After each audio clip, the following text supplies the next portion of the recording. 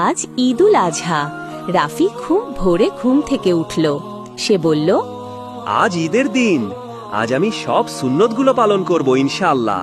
সে সুন্দর করে গোসল করল, নতুন জামা পরল। তারপর বাবাকে বলল, আব্বু চলুন ঈদগাহে যাই। চলো বাবা, তার আগে কিছু খেয়ে নেই।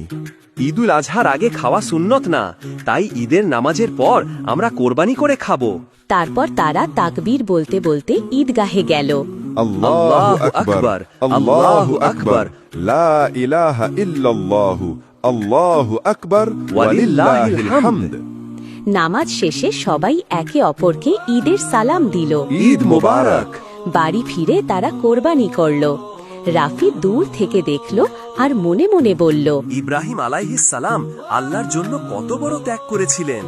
এই কোরবানি ত্যাগের শিক্ষা দেয়, শুধু খুশির না। রাফি খুশি মনে গোস্ত প্যাকেটে ভরে দরিদ্রদের মধ্যে বিতরণ করতেও সাহায্য করল।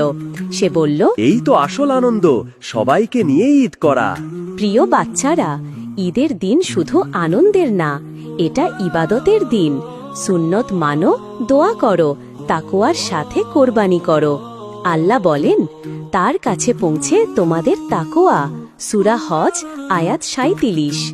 ঈদের দিনে সবার কথা মনে রেখো, ত্যাগ শিখো আর আল্লাহকে ধন্যবাদ দাও। আলহামদুলিল্লাহ।